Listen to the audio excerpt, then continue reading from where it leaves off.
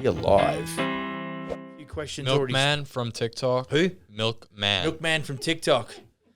How'd he get? What are you freaking laughing at? That's dude. Wait till freaking helmet head drops in, or bloody, or nutsack, or turd dangler. Yeah. Where is the turd dangler?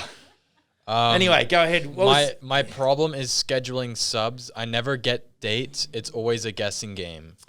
Yeah, look, I think what, we use, obviously with BuildExact, we get a Gantt chart so we can figure out what our project schedule is going to look like.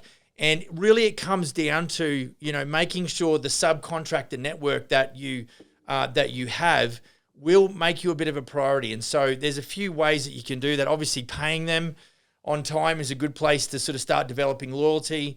Not grinding them when you give a quote. Try and massage, your pricing with the client to get the prices at the level that your subs give to you. Because if you're paying more than the average builder in your area, then you're going to get better service from your subcontractors. And so, there is a bit of a game. And this is why we say if you're going to compete on price, you're going to lose. You're going to get shit clients, make shit money, deal with shit subcontractors, get bad service from suppliers. Like you've really got to, and it all starts with your brand, your messaging, and all of your sales really is tied to the type of marketing that you do. So, being able to schedule sub-trades, because there is a lot of working, backwards and forwards. You all have a situation where you're going to have to ring the plumber and go, look, mate, my framer didn't get done. He's promised me he'll get done by Tuesday next week. Can you just flip your schedule a little bit? You've got to use that amount of massaging and relationship building with your subcontractors, because shit never goes the way that we want it to go. I mean, I did that 5 townhouses, that 5-plex, and talk about shit hitting the fan on a regular basis. And that's the difference between someone that can make it work and someone that just doesn't want to. So it's all about just getting used to playing the game and dealing with sub-trades, because not all of them, a lot of them say certain things and they don't deliver, and those guys you want to piss off and get new guys. Welcome to Bauer Builders too on Instagram. Let's roll through these. We got a couple. Oh, we got a few building up. Yeah. Rock and roll. Hope that helps. And keep asking questions if you got anything more for me to query. SDM89. SDM89 on TikTok, right? Hey, just starting my plumbing company. Any tips on what to look out for and do? Yeah, look, I think, being a subby is when I understand, after being a subby for 16 years before I got a builder's license, after I did my apprenticeship, you just got to, I think as a subcontractor, what you need to understand is that the builder, the general contractor, is your client. If you are working strictly for a residential general contractor or builder, and you are not doing any marketing, you don't have to do any quoting, because usually, like I had when I had 15 guys on a framing crew, they just would give me purchase orders. And you're either like, I'd look at it and go, nope, don't want that one, or yeah, I'll take that one. That was it. So you've got to understand that the builder is your client, and you've got to understand that you don't have to spend anything on marketing, nothing. You literally might put shirts together and business cards, maybe. You don't need a freaking website. And more often than not, that happens because I grew up in the industry. I started to do business in and around the circles that I had developed from being involved, and it morphed from there. If you went and jumped in a new location, yeah, you might have to get yourself a website just to show some legitimacy. So, hope that one helps.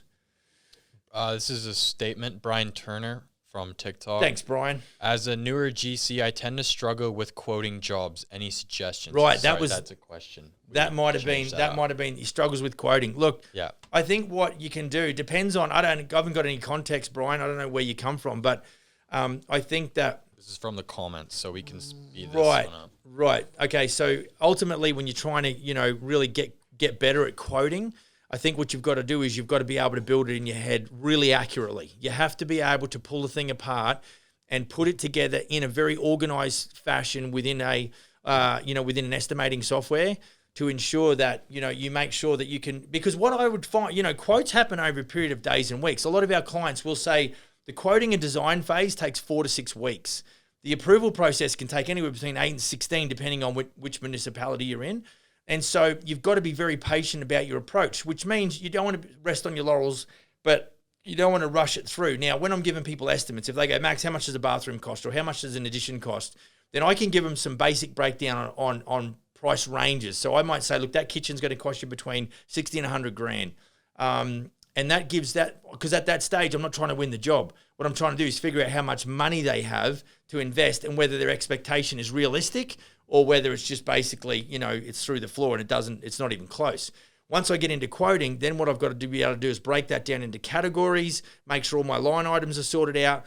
And every one of us is different. You're going to have a different approach to me potentially. So you've got to make sure that the way that you build it in your head, your estimate is built in the same way. Don't sort of go and grab a checklist off me and do it differently because you might have grown up in a different way in the industry than what I did. So you're going to see the building process slightly different. We're going to jump to Nutsack's statement. Here he is. Nutsack's back. Hey, mate. Happy Friday. I knew there was something missing from my day, and now I found it. Booyah. Now, is Nutsack, was he on the sunny coast in Brizzy or is he from Melbourne? Can't remember. Dude, because I'd love to get him. Can you hit me back, Nutsack? Let me know if you're in Melbourne. I can't keep track of who's who in the zoo and where they're from, and I've got a reason to ask for this. Okay. Canada. He's from Canada. Oh, righto. Cool name. That's all right. There's somebody who's from Melbourne. Anyway, we've got an Australian rules football grand final happening tomorrow, which is today in Australia, and it's I've got a bunch of guys coming to the office in about 4 hours. So we're going to mess the office up savage. Joshua from IG. Righto, Josh. What's happening? Hi, mate. Do you use any 3D design platforms, and how would you charge that to your clients? No, I would say the majority of my guys don't. There's a thing called Magic Plan, which will help you get a little bit of a basic floor plan, and it will give you the ability to convert that to a 3D. So Magic Plan's a good place to start, but I think ultimately you want to get yourself, you want to build a relationship or a business relationship with an interior designer who has all that software. They do two things. They will create all the hard copies and plans and all that sort of stuff that you need, but they also go into bat for you and sell. So I would start working on developing business relationships with clients with subcontractors, let's say, or designers that have access to all that software. Now, again, what I would say is if you're just starting out, then get on, check out Magic Plan, and then just see how much you can do. Just understand you can't scale business if you're doing it all. You're wearing too many hats, right? It's always good to understand the process, and I've always said that you've got to have a black belt understanding of all of the trades and all the different sectors, in everything that you do. Doesn't mean that you're going to be good at creating 3D models of kitchens. You just need to know a lot about how cabinet makers or interior designers go about doing that, so you can make the process for your clients a lot easier. So start with Magic Plan, get to know it pretty well. If you're a bit computer savvy, you might want to have a crack at, I think SketchUp is another one that you can start to use. I did catch an ad on Facebook, and they were using the stylus on an iPad, and you could really do a whole bunch of tricky shit on that in the way of design. The problem is we don't get paid to design as such. We want to get to the construction. If we facilitate the design and we are a design and build, then we can actually make a few dollars, but what we can do is more importantly secure the sale, and then we can get into construction where we make money. So don't get too caught up on the romance of I can draw shit. Don't worry about that. You're not trained to do that. Get to construction because that's where we kill it. Sam is in the house. Sam, I am. Suryansh Watts, that's how you say it. And he's our computer scientist who backs us up. He's freaking brilliant. It's great to have him in the house. Metric Plumbing's in Instagram. All right, okay. There we go. Josh has just pumped back a quick. We already used SketchUp, and I was just curious on your opinion. Beauty, mate. Well done. Good as gold. What's next? Dylan from TikTok. G'day, Dylan from TikTok. Thanks for your question. Best ways to deal with difficult clients? Marketing. Exclude your marketing and sales process. I think what we don't... Now, look, here we go again. If I talk about... I could talk about fixed price contracts and cost plus till I'm blue in the face, but I'm telling you, all the design work, and I just said that our quoting and design time is about 4 to 6 weeks, right? The beautiful part about that is we actually transact at a low level, so we will hit them up for what we would call our quantity takeoff service, where we orchestrate and we put all of the subs and suppliers together. But in that process, if they're not pleasant to work for, we don't actually have to go into the build, because you might just say, look, we've had 4 or 6 weeks working together, and really it hasn't been as pleasant as what I would have liked. So, I don't think I'm willing to, go into a 6-month bill with you. That is your option. You are not obligated to do shit. As long as you fulfill your obligation under what we call the quantity takeoff service or the QTS, and you deliver to them what they expected. If it was just a matter of getting together and signing a building contract, then you don't have to do that. You're not obligated. There's 2 parts. That's a more of a preliminary build contract versus the actual build contract. And that's why we like to separate them, keep them apart. And the guys that do cost plus will be able to, if they're honest, they will testify the fact that, we went and talked to them once, we got a bit of a price range, we got a bit of a budget, we went into business, and a month into the project, we wish we'd never friggin' started to do business with them. And that's because, anybody can, trick you for 30 days, but not 90 days. If you're in that design process where you have to work backwards and forwards, you soon figure out if they're challenging to work for or not. So, that's a bit of a different spin on. I hope that one helps. Episode 91. Episode 91. Go and check it out. That might help you. It was called Communication. Good communication equals more profit. Good communication equals more profit. Obviously, there's some gold in there. Episode 91 of the Business for Builders podcast. And don't forget to check us out on the podcast if you don't know about it already. It happens every Thursday at 3:30 Pacific Standard Time. A new one will drop every week. And I hope you're getting a kick out of the podcast as well. And all those podcasts are also recorded there on the Business for Builders YouTube page. Righto. Aaliyah Arts from TikTok.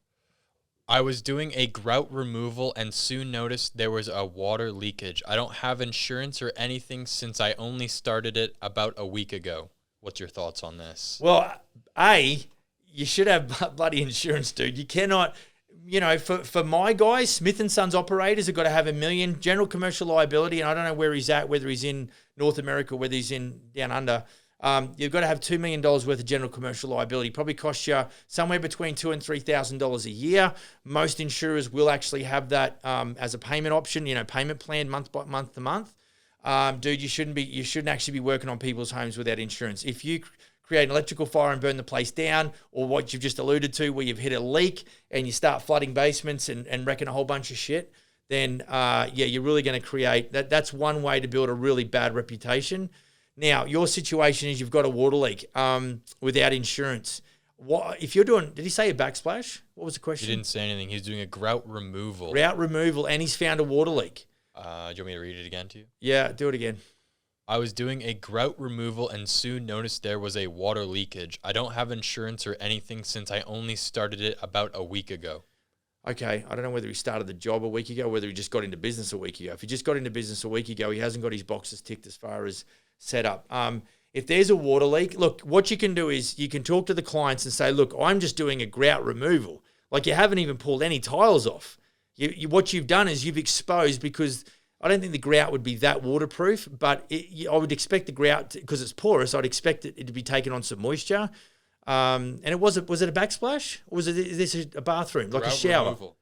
Okay, it might be a regrout. If you've got a grout, here's the deal. Let's go with this scenario. If you're removing and replacing grout in a shower, that means, if there's a lot of water damage behind at the bottom of the shower, this is what happens. Like what I've seen. In and around internal, so where you've got a wall-to-wall junction and then where you've got a wall-to-floor junction, that is where you're always going to get water penetration over a period of time. You don't jump in the shower once and then the water rushes through because your waterproofing is either not there or really useless. It's over a period of years where all of a sudden, like if I get what's the tester? The moisture meter, and I put a moisture meter on the other side of the wall, it will tell me if there's moisture on the back side of a shower wall. That's why I've got that moisture meter.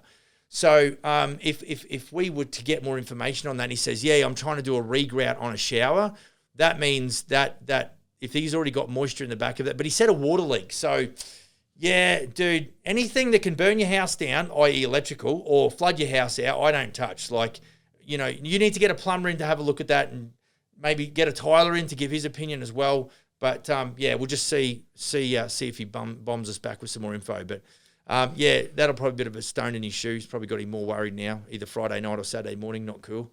depending where you are. Arnold has a statement from TikTok. Arnold, statement on TikTok. Been listening to y'all's podcast all day. First thing I see when I pop on TikTok, what a coincidence. It ain't no coincidence, bro. You're meant to be in the house with me today. That's what I'm talking about. So I'm glad you're getting a kick out of it. And I hope you don't get bored of my crazy accent. I don't know where he's from. And now Nutsack has a statement from TikTok. Just to let everyone know, this guy's very smart, always on the point. Next, Mike Holmes. Oh, okay. Don't boost his ego too much, guys. Come on. Mate, I appreciate the love. Look, I appreciate the love. All I'm doing is I've got to be good for something. I've been in and around this game for 30-something years, and something good should have come of it. So I'm glad. I appreciate the daps, man. I appreciate the pat in the back and the big love. But yeah, let's keep on dancing. Appreciate Luis from TikTok, or Luis, I don't know. Okay, on TikTok, yeah. I'm in the USA and want to become a subcontractor. What should I do? Go and do an apprenticeship. Subcontractor, what? Didn't say. Let's say do what I did. If I did my carpentry apprenticeship. By the time I was a third-year apprentice, I was doing frames with Mark Ryan for a 70-30 split, which is completely illegal. You can't have a third-year apprentice who's 18 years of age working on contract, but my boss did, so he didn't give a rip, and that was friggin' 30 years ago, so party on. But yeah, if you want to get into the subcontract world, maybe you could think about getting an apprenticeship or working for someone who is doing, let's say, subcontract carpentry, and learn everything you can. Steal with your eyes and ears. Watch what they do well, take note of that. Watch what they do badly, take note of that, and maybe don't do that. But learn. If you're going to be a good subcontractor, like I talked about before, understand the builder is your client, treat them as such, and understand that you might not make as much money as you think, but don't forget you don't have to have websites, you don't have to have marketing budgets because it's all just getting handed to you. So, yeah, hopefully that goes well for you. Good luck. Jesse from TikTok has a question. Thanks, Jesse. Why did you move from the land down under? Because I married a bloody Canadian in 1995. Her old man was my drywaller. In 2010, he decided to move back to Canada because this town is where she was born and grew up. And 3 years later, I just gave up and friggin' ended my ass up back here. But it's kind of a good thing because, I got this opportunity with Smithies. So that's how it was, mate. It was happy wife, happy life. Giddy up. Dylan from TikTok, statement. Dylan, what another statement? Jeez, we're getting a lot of statements. This was regarding your answer to his question of best ways to deal with difficult clients. Oh, maybe I didn't finish. Yeah, you finished it. This is his response to it. Sweet. He said, yeah, it's hard because at the start they were all great, and halfway through they're owner builder. They're like an owner builder. So I wonder if Dylan worked for them as a consultant or a project manager or something. But yeah, look, that's why I don't, when you're doing the cost plus thing, you can get to contracts super quick. And when you do that, you actually don't get, it's like you don't, for all the guys out there, I mean, some of you might do this, but you don't go there and take a girl home on the first date and then friggin' next week marry her. Well, that's what you guys as builders do. You go and do one phone call, one site meeting, give a bit of an estimate on a cost plus basis, and then literally 2 weeks later, you're ripping this person's house apart. You got to understand that getting to know these clients that you're going to tie yourself to for God knows how long, a month, 3 months, 6 months, 12 months. Dude, it's seriously hard to work with someone who you think is a dickhead or who doesn't like you. But that only thrashes out once you've been able to, I guess, work beside them at some level. And that's why the quoting process actually serves you so well. So, yeah, cool statement. Cheers for that. What's next? Tamal from TikTok. Rattle. Never thought of a preliminary period designing quoting. How could I implement that? 4 to 6 weeks. Right. So he's never thought. So what was this guy's name? Gal's name? Tamal. Tamal. Okay. He's been in here before. Right. Tamal. Yeah. Good question. And that's right. So this is the thing. We become like the people we hang around. If you've never understood or even thought that a fixed price contract was possible, well, just because you hang around me a little bit, now you're like, well, that's an interesting concept. How does that work? So essentially what we do is we sell. Okay, so we're going to a site visit. Which episode did I talk about that, Jill? About the whole sales process where I go site visit, first phone call, site visit. The 11-step one? Breakdown. Because that would the contract. Episode 74, sales process secrets. Does that include the QDS? Yeah. What number?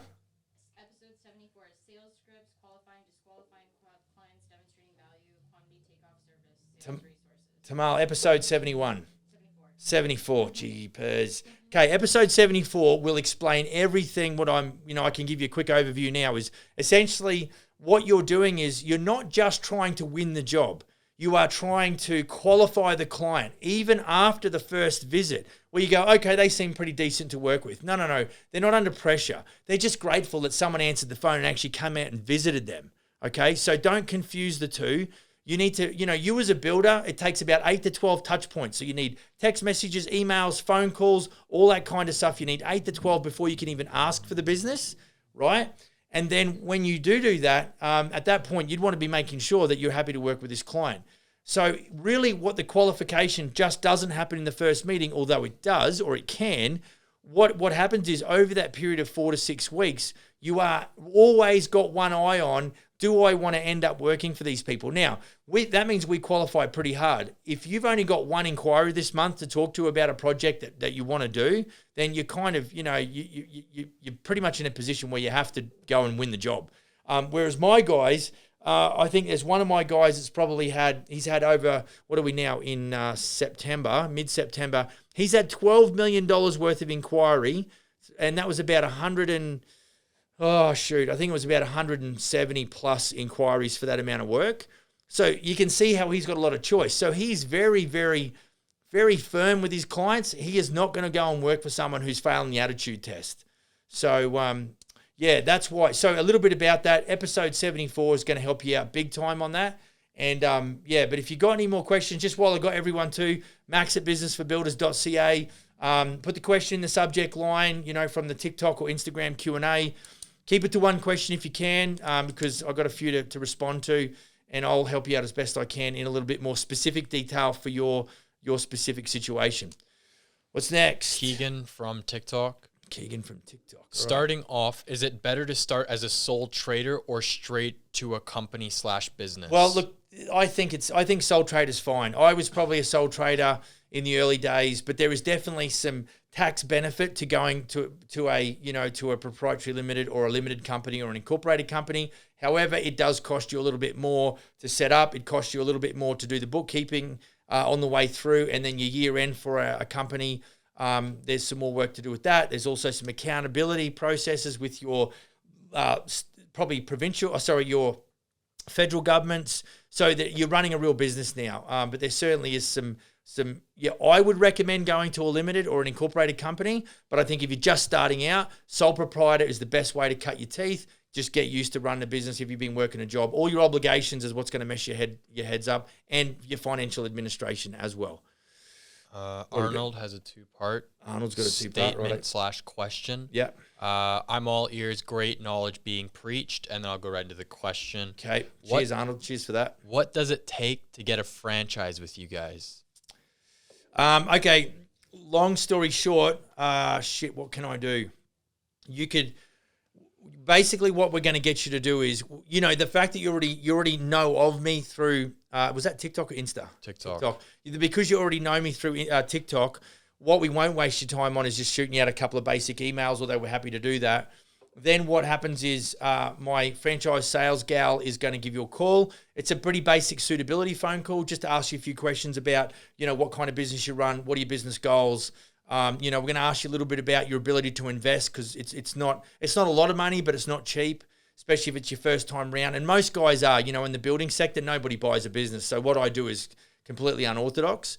And then what you'll get the chance to do is you'll get a 5-day enrollment to our 16-episode video series, where you get yours truly talking down the camera, telling you all about, in a bit of micro but mostly macro detail, about the opportunity as far as franchising goes. And then after that, you'll get a conversation directly with me. And based off the back of that, we will then present you with a franchise application pack. And then also you'll get, we'll ask you for a little bit of money to get the franchise disclosure document and the franchise agreement sent out to you as well. And then, we can then just jam around your specific situation. So it's a fairly straightforward process, but there's money to invest. There's some paperwork to be done. There's some background checks that we've got to undertake. So there's definitely a few gates that you've got to get through before we can actually get you stood up and onboarded as a franchised operator. Arnold, I hope that helps out, mate. But definitely get in touch with this on max@businessforbuilders.ca. Is there an email link in TikTok's bio that they can just click on or find? Such a small bio friggin' spot, isn't it? Yeah, I tell you what, go to businessforbuilders.ca. So whatever this TikTok Link in is, bio. what's the link in the bio to the businessforbuilders.ca. website? Right, grab the link in the bio to the website. It'll take you to businessforbuilders.ca. Jump on the contact page, fill in your details, and we'll get you in the system. We'll see how we go. Righto, Cool. Next question. Ads from TikTok. Ads from TikTok. Thanks for the question, bro. Pursuing a mature age apprenticeship worthwhile in Oz?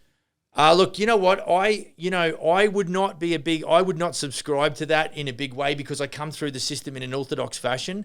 And look, if you can afford to live on a first or even a mature first or second year apprentice wage, then it might be worth. You're just trying to make a massive career change, which is pretty honourable thing to do. But dude, you're going to need some balls to do that because the finances is just not there. But if you can get past that, there's a guy in my town here in Canada who did it, and I didn't think Louis would pull it off. I just thought he was early 40s, and but right now he's been through and done his red seal, which that's the major qualification here for a carpenter. He's done all the technical quals, he's done all of the physical or the practical quals, and he's pulled it off. And so kudos to Louis. So it can be done, but you've really got to love the game because for us old guys, and you're probably not as old as me, but sometimes it's tough to go back into that apprenticeship role where you are the shit kicker, unfortunately. That's just the way it is. You're a bit of a dog. So, don't expect any special treatment. Be prepared to use your maturity to your advantage and really, really escalate through the stages and the growth phases as quick as you can. And just lean on your level of maturity and asset because it is, the one thing about hiring a 16-year-old, you expect a friggin' snotty-nosed brat. So for the first 2 years, it just costs you money. It's the end of that's the way it goes. But with a mature age apprentice, you might be able to, someone might look at that and go, well, within 6 to 9 months, I can really get you thinking straight, and you can be a really big asset for the business because we know that a 16-year-old apprentice can just be tricky as. So I recommend it if you think you got your head in the right space. Let's go. Nathan from TikTok. Thanks for the question. How do you quote for possible problems that you might not see at the time of the quote, e.g. asbestos? Okay. Can a quote be variable with problems that may occur halfway through working? Right. So I get where you're coming from. So what you would need to do. So in Australia, when I had, my builder's license credential, my carpentry, my joinery, all that, what I did is I went and because where I was building, there was a lot of, homes that were, pre-asbestos, 40s and 50s. But then as you start getting into the 50s, the late 50s, 60s and that sort of thing, it was heavy-duty asbestos. So what I did is I went out and got a Class B asbestos removal license. That wasn't the friable, which means the shit they used to spray around pipes that would literally crush in your hands. But the stuff that I got out, it was really a lot in sheet format, whether it was roof sheet, what they call Super 6, or whether it was just flat sheet. But nonetheless, I wanted to go and educate myself around that. Now, what that did for me is that, it gave me the credential to understand what asbestos removal companies would do. That means I could critique their quotes a little better. But it also, it gave me the awareness as to, vinyl tiles can have asbestos. A lot of the sheeting, the Hardy sheeting from way back definitely contained. What I found when I came to Canada, I didn't realize until I got here and started talking to some local GCs, is that the mudding can contain or can have asbestos-containing materials in them as well, which was a bit of an eye-opener. Not so much the gyprock board, but the actual mudding, it had some as well, sort of like brake calipers, brake pads. So the thing is, what you're trying to do, and now here's the lovely part about renovations. There's a lot of unknown quantities. Agreed. I don't say that's not the truth, but what we can do is, because of the high risk, we can actually have the ability to charge a little bit more for our service, i.e. our markup rates are probably half as much than what a new home is. So a new home, the markup rate might be 35%, whereas for renovations, it's somewhere between 45 and 50, depending on the type of client and the type of project. So what you can do is, further to that, so you have a good markup rate to start with, further to that, you can then add in somewhere where you think, and this is where it comes down to, this is why a 22-year-old builder or general contractor, and I'm not saying this is everybody, but if you pit a 22-year-old general contractor against an old dog like me, that you just, how can you possibly have the same life experience and knowledge that I've got? It's just impossible. So I walk into a place, I will start feeling like, okay, there's going to be some vinyl tiles. There might be 3 layers of floor that I'm walking on right now. There's just things that I automatically go to because of my training and my experience, which is going to give me a little bit of an advantage. So when I go away to quote, I'm going to say, I don't know that there's 3 layers of vinyl tiles underneath where I'm walking, but I'm going to maybe add a 5 or 10% contingency to that category within my estimate to ensure that that is covered. Now, in the event, if you're doing fixed price contract, in the event that you don't need to execute and use that budget, what you've just done is created more gross profit. Good for you. Go and have a beer. High five. So it's all about how you look. I think what happens is a lot of guys, and let's just talk about that real quickly. We started out chatting about quoting, but I want you to understand that what you're doing is for the most part, you're damn well competing on price, which is a race to the bottom. So what you've got to understand is what we don't do is we don't quote at the market rate. Okay. So when I do an estimate, it's an honest estimate based on my 30 plus years of experience. So I will go down and build all of my categories in my job management software first.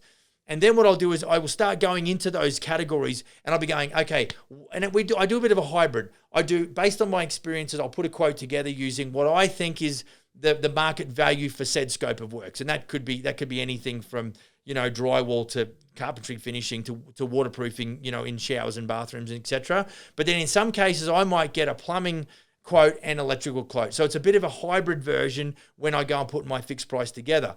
And I think this is why the problem is a lot of guys that grow up in the cost plus world, they're following guys that have done cost plus. So what do they know? What are they going to go do? They're going to go do cost plus. So what I'm trying to do, and it actually works out better for the client, because I know a guy in town here who agreed with a builder to build a carriage house, which is like a granny flat if you're from down under, and agreed to do it, for $300,000, doesn't have a dime more.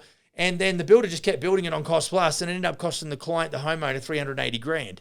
So the poor homeowner had to spend 6 or 12 months paying the damn thing off. See, so what I'm trying to do is, if we, the builder, we are the professionals, why are we putting all the risk back onto the poor homeowner? Guys, if you get it together, you can, on cost plus, I've heard guys charging as little as 8% markup because they, they just owned all of the equipment or whatever and they justified it that way and it sounds good to the client. Whereas my guys, I went and had lunch with three of my guys just down the road here today, 3 of my franchised operators, and they're all charging 45% plus. So, guys, there's more money there. You just don't believe that there's more money there because you're working for the wrong damn clients. I think I got off track then. Very. Okay, sweet. Cheers. Sorry about that. I do that all the time. Man from TikTok. Man from TikTok, yeah. Be a man. Why am I always waiting for contract signatures and deposits from potential customers? Well, okay, that's pretty cool. I haven't had that one before. I don't understand. In the lead up, I will get a decision in principle on the phone. Hey Max, look, we've looked at the specifications and inclusions. We've looked through the contract, because what I will do is I will send them a version of the contract. I don't want to just roll up and then expect them to digest 13 pages on a contract. That's retarded. We're not doing that. So what we want to make sure is that we have an agreement in principle. Because remember, we go through sometimes a 4 to 6 week. Now, if it's a smaller bathroom, dude, it's probably 2 weeks, right? But on a larger project, when there's some design work as well, it's 4 to 6 weeks. We've been talking about the inclusions, the budget, their budget expectation. In other words, in some cases they go, Max, my budget's $100,000, not a dime more. And then they go and add, something special into the equation. And I say to them, I can do that, but you understand that's going to add another $10,000 to the cost of the build. So it's never ever, when I get to contract stage, it's never ever what I'd call a price reveal, right? Then I'm not going to drop it on. They're like, oh, Max, you told me $20,000 and now you're back at 120. No, it doesn't happen that way, because I'm always telling them on the phone. Then I back that up with an email saying, hey, further to our discussion today, or as per our discussion today, this is going to add approximately $8,000 to $12,000 to the cost of this build. Can you just let me know that you're okay with that? And I'll go ahead and get that quoted. That's where this whole finessing and massaging of not just the project specs and pricing, but also the relationship that you're going to also that is also evolving, on the fly as well. So, is that cool? Yeah. Okay. Lewis from TikTok. Lewis. We got a few questions in front of us, don't we? Nope. No. Okay. In what country are you guys located? Are there a lot of home remodeling jobs there? Okay. So Smith and Sons is in Australia, New Zealand, and now Canada, and in all areas, I would say there's ample opportunity for our general contractors. So so right now I'm sitting in Canada. It's now fall here in Canada. I'd rather be sitting on the Gold Coast in Queensland because we're talking spring there. So it's almost beach weather, which I friggin' miss. So, ample opportunity everywhere that we are, but it's got to do with our sales prowess and how we go about connecting with our clients. Aaron. Hey, Aaron. TikTok. How much should a qualified builder in New Zealand be on minimum? Qualified builder or carpenter? Qualified builder. I think they call carpenters builders. Look, it's kind of tough to say, but if you sort of said, what's it in Australia, I'd be struggling with that too because I haven't really operated in there for 7 years, going on 8. What I know here is that some of these carpenters that are working for us here are up to $40 an hour on wages, plus, what we call source deductions, and sometimes extended medical benefits. So, it's a pretty tough one to say, and I don't know your level of skill. Some brand new carpenters straight out of their time with no real tools and no real understanding of how it works, probably only going to get $27, $28 an hour. Good guys, 40. So there you go. So I don't know what he's on, what rate he's currently on. But I got Kiwi contacts. I could probably find out. But just waiting for share to copy. Right. Waiting for another one to come through. Tamal from TikTok. Tamal's back. 30 to 50% markup on fixed price ? How do you convince the client on such a difference in price versus cost plus? Yeah, right. So here's what happens is, okay? So when I talk to the client, I say, look, and I'm not trying to beat anybody up, right? But when you're talking about most cost plus guys, the most I've heard on cost plus is 20%. Whereas what we're doing, we start at 45% on fixed price. Now, here's the change. And this is absolutely what we talk about in training when we do 4 days, especially in sales and estimating, is that you've got to explain to the client that we at Smith & Sons, we do fixed price contracts. We'll tell you what you're going to get, how long it's going to take, and what it's going to cost you, right? Because what we're trying to do is transfer value. We've got to demonstrate the value so the client can go, okay, I understand the difference. And furthermore, which is a little less tangible, is that I, the builder, am hanging my hat on a fixed price. So I'm the professional. I take responsibility. I take the risk. Conversely, you go to Cost Plus, where the professional just says, here's the deal. I spend money on shit at Home Depot, and then I charge you 8, 12, 15, 20% as my management fee, right? Now, what that does is that gives the builder all the freedom in the world because he can just nick off down to the hardware store and buy shit, 3 times a day because he's on hourly rate. He doesn't care. He can just buy as much or as little of shit that, materials that he wants because he doesn't have to, watch budgets and do back costing and do cost analysis and cost engineering to compare his actual spend to his budget because there's no accountability. So it's all like when I'm talking to clients, I'm like, that's why we do it this way. Then they, what they say to me. So hopefully that draws a quick comparison between the two. You're the professional. You should take the risk because it's your game and you know how to do it the best. However, you are then able, because you're offering a higher level of security, you should get paid a premium. If you're offering a white glove, top shelf, boutique type service, then you're going to ask for the top shelf whiskey type price. So this is why you've got to get your head straight.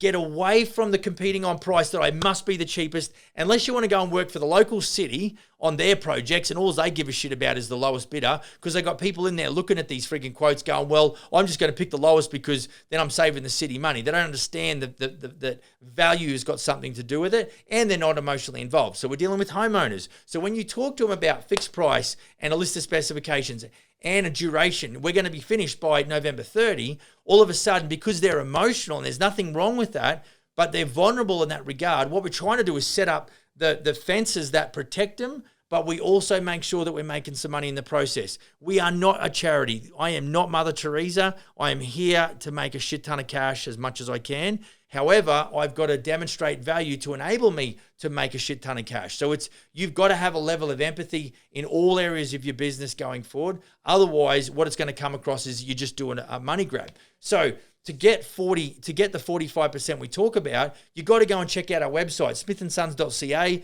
It's got about a dozen or more video reviews from clients where prospective clients can talk directly to past clients. And what it does is it breaks down the wall of distrust that they have about us general contractors.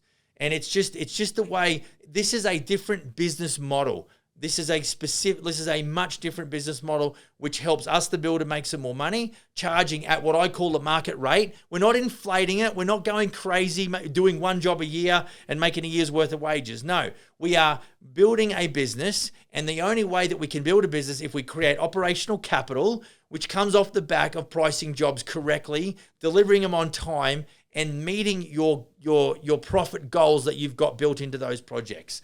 So, yeah, I hope that one helps. That was another elongated explanation. Get carried away. I do digress and pivot. How many different types of carpenters are there in Oz? Well, I got a carpentry joinery ticket. I did a carpentry apprenticeship, and they gave me a carpentry joinery. So I would say, unless they're getting more specialised, and I haven't been there for 7 years, so I can't tell you categorically. But honestly, what I used to do is, I work for a builder, so I pretty much anything that he could throw my dog's body into, he would get me to do. But essentially what I would, once the slab was down, because we didn't have to have basements over there and shit because it's not that cold, but we would do slab on grade, then we'd jump straight on the frame. So we'd do these 4,000 square foot homes, and we'd do everything: frame, floor joist, flooring, upstairs frame, trusses, windows, any exterior cladding or siding that needed to be done. Then we'd jump inside after the drywall, swing all the doors, shelving, baseboards and trim and everything like that. And then we'd go back there and put all the door handles and shit on after the painters. So, I got a really broad range of understanding. But nowadays what they do is they will split up, you can specialize in framing, which I did. I had 15 guys, and all we did was jump from frame to frame to frame. And then at the back end, I started working for a company that was doing steel frame homes. So I was not interested in doing steel frames. And but what I did do is I found nail guns and nails where I could, shoot, using a bradder and just shoot like trim and door jambs and baseboard. And I got a bit of an advantage in that period of time because it was all very new, and I spent money on equipment, and I did pretty well just doing second finish, or all the carpentry finishing, and also soffits and, we call it soffites in Australia, and doing any exterior cladding or anything like that. Doors and windows I would put in as well, exterior doors and windows. So they might have really torn those scope of work apart, but predominantly you'll get a carpentry license. Whether or not they give out just finishing carpentry licenses now, I don't know. So, yeah, but it's not an easy game, but it's super rewarding if you do, get it sorted. So there's one there from George. Is that the one? Can I answer that one? Yeah, read it out. George asked a question. All-rounder carpenters are rare. Most carpenters stick to one aspect of the trade. I kind of had a sense it was going that way, even back when I was still doing it, which I think really sucks for the new guys and gals coming through. Because, like I've alluded to before, working for a builder, we would go there with a drot, and we would turn a lot that was like this into a flat lot, so that we could then put slab on grade. And I'd spend, a couple of days there with the concrete prepping the slab, and then I'd spend a day there on a Saturday for a pour. We're a specialized all-rounder carpenters, like George says, are rare. It's kind of sad. I think. Maybe not. You get guys that specialize in doing second fix or carpentry finishing. Maybe they'll hire apprentices, and it'll all work out. But I just don't know. Time will tell. But good observation. So Arnold 95 just asked a question. Can I nail that one? Yeah, go for it. Right, mate. We're doing